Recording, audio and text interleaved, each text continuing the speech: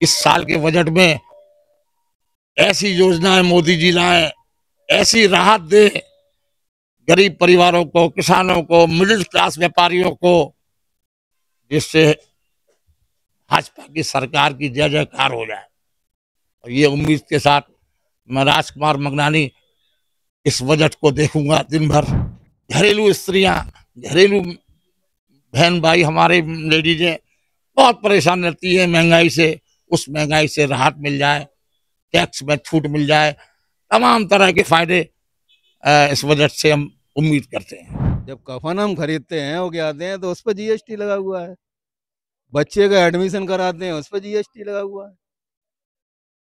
किताबें खरीदते हैं उन पर जीएसटी लगा हुआ है। कॉपियां खरीदते हैं, ड्रेस खरीदते हैं, हर बात पर तो जीएसटी लगा हुआ है। लेकिन हम एक चीज से हम खफा हैं इस चीज से, क्योंकि जगह जगह जो टैक्स जीएसटी के नाम पर सरकार ने जो लेना शुरू कर दिया है, यानी कि एक बच्चे का दूध लेने जाओ तो टैक्स लगेगा, हम एक नई गाड़ी अगर खरीदें तो टैक्स में देना पड़ेगा हमको, और उसको अगर हम बेचते हैं तब भी हमें टैक्स देना पड़ेगा। तो सरकार ये निर्धारित जरूर करे एक संविधान के अकॉर्डिंग कि एक ही टैक्स आपको एक ही बार देना है, बार बार आपको टैक्स नहीं देना। नमस्कार दोस्तों, मैं संजना और आप देख रहे हैं टीएनएफ टुडे। जैसे कि आप सभी जानते हैं कि आज संसद में हमारे देश का आम बजट पेश होने वाला है।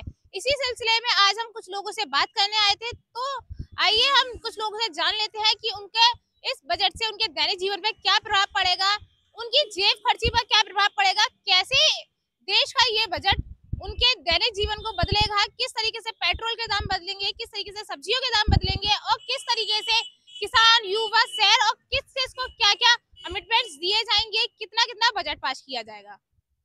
सर, सबसे पहले मैं आपका परिचय जानना चाहूंगी।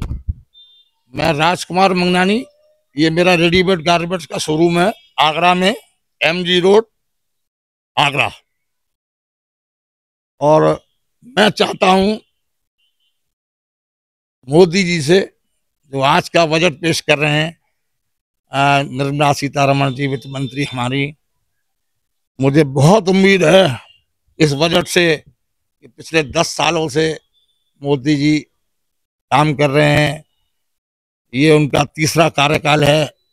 मेरी बहुत इच्छा है, बहुत हम लोग उम्मीद लगा के बैठे हुए हैं, सबसे पहले इस बजट से गरीबों को फायदा मिले, किसानों को फायदा मिले, छोटे छोटे व्यापारियों का मोदी जी सोचे, मिडिल क्लास लोगों का सोचे, उनका भला हो। जैसा कि मोदी जी अपने भाषण में कल बोल रहे थे कि मैं गरीबों के लिए साक्षात लक्ष्मी जी उनके घरों में आ रही है, तो इससे हमारी उम्मीद बहुत जागी है। इस साल के बजट में ऐसी योजनाएं मोदी जी लाए, ऐसी राहत दे गरीब परिवारों को, किसानों को, मिडिल क्लास व्यापारियों को, जिससे भाजपा की सरकार की जय जयकार हो जाए। और ये उम्मीद के साथ मैं राजकुमार मंगनानी इस बजट को देखूंगा दिन भर। तो यही उम्मीद करूंगा, हे ईश्वर, भाजपा सरकार बहुत ही सुंदर बजट पेश करे, जिससे गरीब परिवारों में खुशी आ जाए, मिडिल क्लास परिवारों में खुशी आ जाए। घरेलू स्त्रियां, घरेलू बहन भाई हमारे लेडीजें बहुत परेशान रहती है महंगाई से। उस महंगाई से राहत मिल जाए, टैक्स में छूट मिल जाए, तमाम तरह के फायदे इस बजट से हम उम्मीद करते हैं। सर, सवाल खड़ा होता है टैक्सेशन की स्लैब्स को लेकर कि अलग अलग हर साल में पुरानी स्कीम्स को एक दुकानदार या एक जो व्यापारी होता है वो उसको एक्सेप्ट करे, या न्यू जो टैक्सेशन स्कीम्स आती हैं उसको, और इस साल बोला जा रहा है कि 10 लाख की छूट दी जाए, तो इस पर आप क्या कहना चाहेंगे? बिल्कुल 10 लाख की छूट पे ये होना चाहिए, ये छूट होनी चाहिए ताकि व्यापारियों का कुछ भला हो, मिडिल क्लास लोगों का कुछ भला हो, ये डीजल पेट्रोल के रेटों में कमी आए, ये महंगाई में थोड़ा सा राहत मिले, ये गैस सिलेंडर वगैरह इनमें घरेलू चीजों में लेस डिस्काउंट मिले, मतलब राहत मिले। और मैं चाहता हूं कि हमारा जो टैक्स का सिस्टम है, जीएसटी का सिस्टम है, वो इतना किया जाए नॉर्मल कि आम व्यापारी, छोटा व्यापारी, सब लोग गवर्नमेंट की हेल्प कर सके। ये मुझे उम्मीद है कि इस टैक्स को इतना किया जाए नॉर्मल कि हम सब व्यापारी खुश रहें इससे। आज जो निर्मला सीतारमण टैक्स मतलब बजट पेश करेंगी, क्या आप भी उसे देखेंगे? जी हाँ, बिल्कुल मैं देखूंगा, मुझे बहुत उम्मीद है और एक मन में आशा है कि ये बजट, मैं समझता हूँ इतिहास का पहला बजट होना चाहिए ऐसा। इस बजट से हमें बहुत उम्मीद है, इतिहास का ऐसा पहला बजट होना चाहिए जिसमें खुशियों की लहर, आम जनता के चेहरे पे खुशियां दिखाई दें। सबसे पहले मैं आपका परिचय जानना चाहूंगा। अर्जुन देव वर्मा एडवोकेट। आज जो निर्मला सीतारमण बजट पेश करने वाली है, इस बारे में आप क्या कहेंगे? बजट तो देश का हर बार पेश होता है और इस बार भी हो रहा है, लेकिन बजट में कई खामियां होंगी जो हमारी आशाओं के विपरीत हैं। इस बजट में कभी भी इन्होंने ये नहीं कहा कि जीएसटी मृत्यु के सामान पर भी लगेगा। ये मृत्यु के सामान पर भी बजट जीएसटी लगा रहे हैं। कफन बुनियादें खरीदें उस पर भी जीएसटी लग रहा है। बच्चे पढ़ रहे हैं वो कहते हैं वहाँ भी जीएसटी लग रहा है। फीस दे रहा है वहाँ भी जीएसटी लग रहा है। कैसा बजट होगा जब रुपए का अवमूल्यन हो जाए?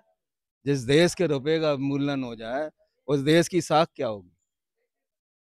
बातें तो बड़ी बड़ी हैं। और जिस देश में हो जाते हैं गवर्नर, जो आरबीआई के गवर्नर हो जाते हैं, ऐसे ऐसे गवर्नर रह जाते हैं जो कि इकोनॉमिक्स के स्टूडेंट भी नहीं रहे हैं और वो 5 साल गवर्नर ही करके चले गए। ऐसी पोस्टों पे उनका गठन होना चाहिए जो उस योग्यता रखता हो। सर, आपने बोला कि जीएसटी हर एक चीज पे लगती है, और जैसे कि आप जानते हैं कि टैक्स जो गवर्नमेंट के पास पैसा आता है वो तो जीएसटी टैक्स देने के बाद ही आता है। जब टैक्स ही नहीं लगेगा तो सरकार के पास पैसा कहाँ से आएगा? ये लगा तो रहे हैं, कफन पे ले तो रहे हैं वो कहते हैं, तो वो पैसा नहीं जा रहा है। जब कफन हम खरीदते हैं वो कहते हैं तो उस पर जीएसटी लगा हुआ है। बच्चे का एडमिशन कराते हैं उस पर जीएसटी लगा हुआ है। किताबें खरीदते हैं उन पर जीएसटी लगा हुआ है। कॉपियां खरीदते हैं, ड्रेस खरीदते हैं, हर बात पर तो जीएसटी लगा हुआ है। सर, वही मैंने बोला कि जैसा आपने बोला कि ये हर चीज पे जीएसटी ले रहे हैं, उससे जीएसटी हटानी चाहिए। तो जब जीएसटी हट जाएगी तो फिर सर के पास पैसा होगा कहाँ से? बड़ी एक साफ सी बात है, वो कहते हैं एक अंतिम क्रिया होती है आदमी की जब वो इस जहां से विदा हो रहा होता है, जाते जाते भी उससे टैक्स लिया जाता है जीएसटी। कि पहले कफन का पैसा तो देके जा हमारा, और जीएसटी तो देके जा हम सरकार की, ये टैक्स तो देके जा तब जाएगा यहाँ से विदा होके। ये सरकार की उपलब्धियां हैं। तो आपका क्या कहना है कि कफन पर से भी टैक्स हटाना चाहिए? बिल्कुल हटाना चाहिए। ये तो सब्जी पे भी टैक्स लगा देते हैं, आवश्यक वस्तुओं पे भी टैक्स लगा देते हैं। इन्हें विलासिता की चीजों पे टैक्स लगाना चाहिए जो आराम की है। सर, अभी कुछ समय पहले भी ऐसा हुआ था कि कुछ चीजों पर से टैक्स फ्री कर दिया गया था उन्हें। तो फिर व्यापारियों का सवाल उठा था कि उस व्यापार वो टैक्स नहीं दे रहा, लेकिन हम टैक्स क्यों दे रहे हैं, और जबकि ये जो काम होगा वो तो पूरे देश के लिए होगा, तो कुछ ही लोग इस पर टैक्स क्यों दे? ऐसा है वो कहते हैं इस देश में सभी लोग समान हैं और समानता का अधिकार मौलिक अधिकार के तहत प्राप्त है। सर, जैसा कि आज निर्मला सीतारमण बजट पेश करने वाली हैं, तो इस बजट को लेकर आपकी क्या उम्मीदें हैं? देखिए, उम्मीद हमारी बरकरार वही है जो हर समय पिछले कई सालों से बजट पेश होता चला आ रहा है। नई नई योजनाएं लागू हो रही है, रक्षा क्षेत्र में अलग उनकी तैयारी चल रही है। लेकिन सबसे अहम बात यह है कि यदि सरकार को, जैसे civil code, uniform civil code लेके आ रही है, एक कानून होना चाहिए, सभी के लिए होना चाहिए, और एक ही हमारा संविधान है, उसी के अकॉर्डिंग सारे लोगों को कानून का पालन करना चाहिए। जम्मू कश्मीर में पहले अलग था, अब यहाँ सेम कर दिया गया। लेकिन हम एक चीज़ से हम खफा हैं, इस चीज़ से, क्योंकि जगह जगह जो टैक्स जीएसटी के नाम पर सरकार ने जो लेना शुरू कर दिया है, यानी कि एक बच्चे का दूध लेने जाओ तो टैक्स लगेगा, हम एक नई गाड़ी अगर खरीदें तो टैक्स में देना पड़ेगा हमको, और उसको अगर हम बेचते हैं तब भी हमें टैक्स देना पड़ेगा। तो सरकार ये निर्धारित जरूर करे एक संविधान के अकॉर्डिंग कि एक ही टैक्स आपको एक ही बार देना है, बार बार आपको टैक्स नहीं देना है। हम जमीन खरीदते हैं अपने घर, बहुत से गरीब लोग हैं, नहीं इतना पैसा है उनके पास, अगर कोई छोटा सा फ्लैट ले लिया उस पर टैक्स देना है, अब उसको बेचेंगे तो टैक्स देना है। आखिर सरकार कहाँ कितना टैक्स लेगी एक आम जनता से? तो इस टैक्स पे उनको ध्यान देना चाहिए। बाकी सरकार की योजनाएं जैसी भी हैं अच्छी है, सरकार ने ध्यान दिया देश की ओर, वो भी बहुत अच्छा है। आज और 10 साल पहले जो देश था वो बहुत बदल चुका है, लेकिन जनता टैक्स से परेशान है।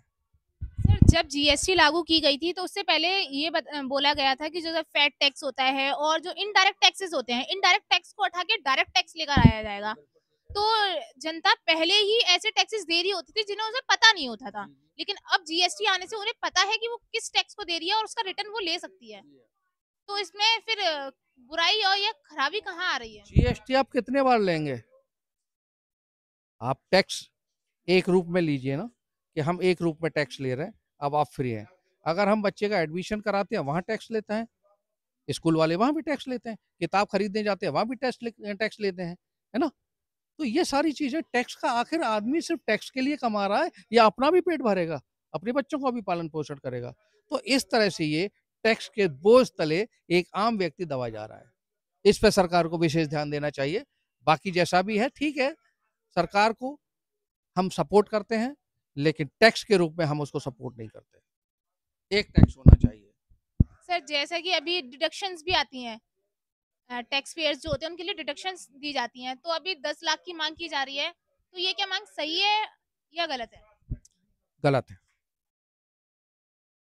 ये गलत है। 10 लाख एक आम आदमी नहीं कमा पाता, है ना? उसकी महीने की इनकम जो होती है करीब मान के चलिए 1 लाख 2 लाख रुपए होती है। वो तो वैसे ही जीएसटी के दायरे में नहीं आता, टैक्स के दायरे में नहीं आता। लेकिन अगर आप मिडिल क्लास से ऊपर चले जाइए आप, है ना, जो लोग कमाते हैं 20-20 लाख रुपए, 50-50 लाख रुपए, है ना, वो टैक्स के दायरे में आ जाएंगे।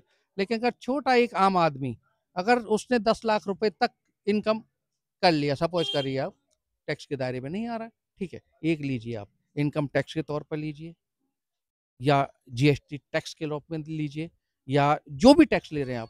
मेरा सिर्फ मतलब एक ही है कि टैक्स के रूप में आप ले रहे हैं तो सिर्फ एक ही टैक्स होना चाहिए आपका, अलग अलग नहीं होना चाहिए।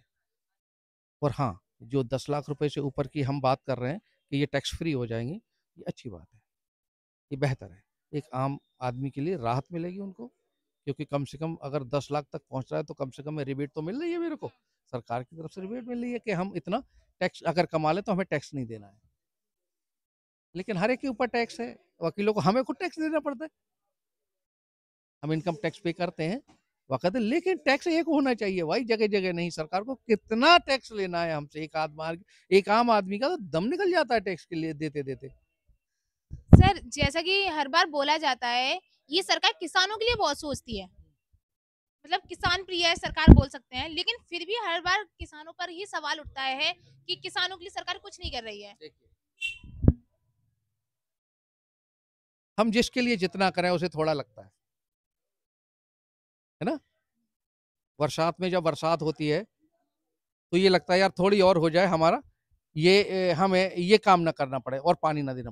तो जिसके लिए जितना करो उसे उतना थोड़ा लगता है।